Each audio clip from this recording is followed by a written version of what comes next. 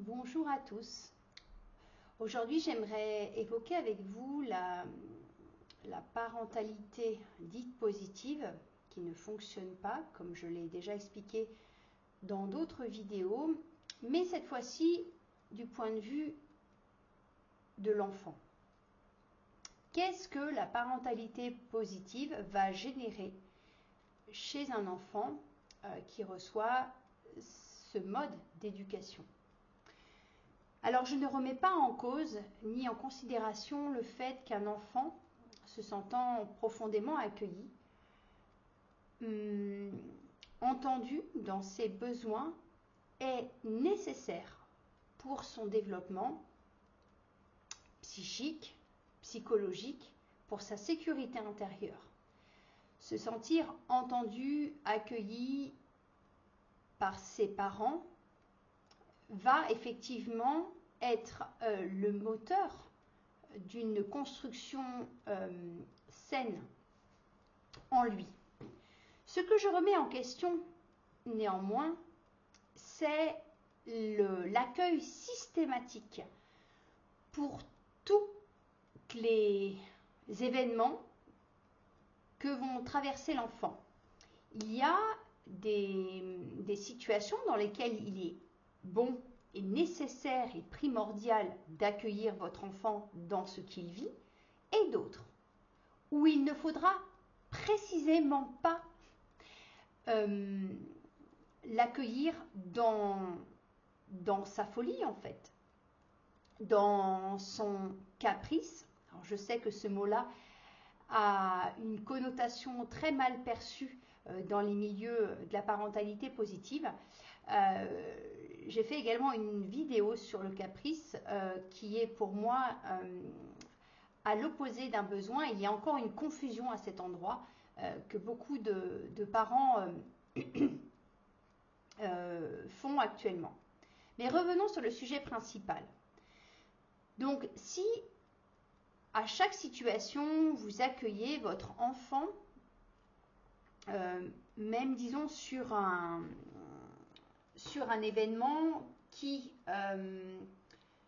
va venir vous mettre en difficulté, vous en tant que parent, et que l'enfant n'entend pas votre consigne ou votre règle, et qu'à ce moment-là, eh bien, l'enfant vous fait ce qu'on appelle une crise de nerfs, et que le parent se met en posture d'écoute et d'accueil de ce qu'est en train de vivre l'enfant. Évidemment, si vous lui avez posé un nom, le but du jeu, c'est pas qu'il soit content que vous lui posiez ce nom. Donc évidemment, il va réagir par la négative et il va réagir en exprimant sa colère, évidemment. Donc si vous vous mettez à ce moment-là en posture d'accueil, ça va précisément venir conforter intérieurement, pour l'enfant j'entends, le conforter dans le fait que la crise qu'il est en train de vivre est justifiée. Vous allez nourrir ce sentiment en lui. C'est-à-dire que vous allez avoir posé un cadre, une consigne, un nom franc, et ce à quoi il va réagir en n'étant pas content avec cette consigne, cette règle ou ce nom. Et évidemment, il va avoir un comportement parfois même excessif. Et si à ce moment-là, vous vous mettez en posture d'accueil et d'écoute des besoins de l'enfant, évidemment, il va vous dire qu'il n'est pas d'accord avec ce que vous avez dit et qu'il va essayer de négocier et toujours argumenter de sorte à ce que vous vous sentiez en défaut vis-à-vis de votre posture, vis-à-vis de votre nom, ou vis-à-vis de votre consigne qui a été énoncée en amont. Alors peut-être que votre nom ou votre consigne n'était pas juste. D'accord, je l'entends. Peut-être que vous êtes trompé. Mais le plus important, c'est de ne pas revenir sur ce qui a été dit Parce que ce qui va être généré en accueillant un enfant qui va vous piquer une crise de nerfs parce que vous lui avez mis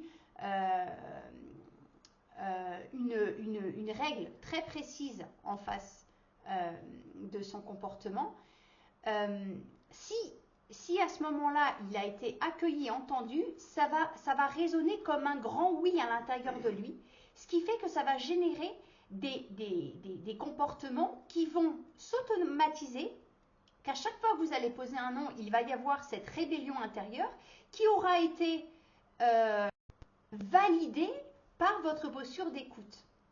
C'est très subtil ce dont je vous parle là, parce que c'est ce que j'aborde là, c'est il faut bien être conscient que dès petit, dès l'âge de 3 ans, l'enfant va télécharger sa personae, sa personnalité et son ego. Et là où est très important votre accompagnement de parents, il va être de ne pas laisser votre enfant adhérer à cet ego et à croire qu'il est cet ego. Et en nourrissant, en accueillant lorsqu'il y a des crises de nerfs comme ce que je vous ai illustré juste avant, vous n'allez faire que faire grandir son ego, sa victimisation, vous allez valider par votre posture ces crises de nerfs à répétition et ce que ça va générer chez l'enfant, c'est que ça va petit à petit, vous allez construire en lui un ego de victime ou même de bourreau la plupart du temps, et ce qui va donner des personnalités proches de la mégalomanie, parce que toute l'attention va être tellement dirigée vers eux qu'ils vont en avoir besoin comme une espèce de nourriture constamment, et surtout un égocentrisme exacerbé. Et ils vont ponctionner cette attention, cette énergie que vous leur avez donnée toute leur vie, et quand ils vont être baignés dans le monde avec l'autre, l'autre n'aura pas été considéré dans son champ conscientiel et énergétique, puisque vous lui aurez ôté cette possibilité de dire, en fait, vous en tant que parent, vous êtes un être avec des besoins, avec un cadre, et vous avez vos propres limites. Et bien, si vous n'avez pas offert à votre enfant cette réalité, il va se retrouver catapulté dans un monde, donc l'autre, qu'il ne va pas comprendre. Et il va être complètement démuni face aux besoins de l'autre, aux limites des autres, et il va devenir, pour pouvoir se protéger, il va devenir un tyran qui sera incapable de pouvoir intégrer l'autre dans sa sphère, parce que ce nourrissement de cette écoute systématique, de cette parentalité positive qui accueille tout, qui est bienveillante, quelles que soient les circonstances, il faut accueillir, il faut accepter, etc. Sans qu'à un moment donné, en fait, le parent dise « Non mais stop, en fait, ce comportement, pour moi, il est inacceptable. Et je n'ai pas envie d'être en lien avec toi quand tu te comportes comme ça. » Et la parentalité positive nous interdit cette injonction de dire, en fait, non, moi, quand tu es comme ça, je me sens profondément coupé de toi à ce moment-là. Et ce n'est pas en accueillant ces crises de nerfs, en vous empêchant, parce que quelque part, si vous êtes sincère envers vous-même, vous vous empêchez d'être et de réagir ou même de, comment dire, d'exprimer votre propre besoin à ce moment-là. Attention, je ne cautionne absolument pas l'éducation ordinaire, donc qui va avec la violence. Ce n'est pas ce que je suis en train de dire. Ce que je vous dis, c'est simplement que si vous êtes honnête envers vous-même, authentique et sincère, à ce moment-là précis, vous allez être en capacité de dire à votre enfant qu'il a dépassé les bornes et que là, vous ne pouvez pas l'accueillir.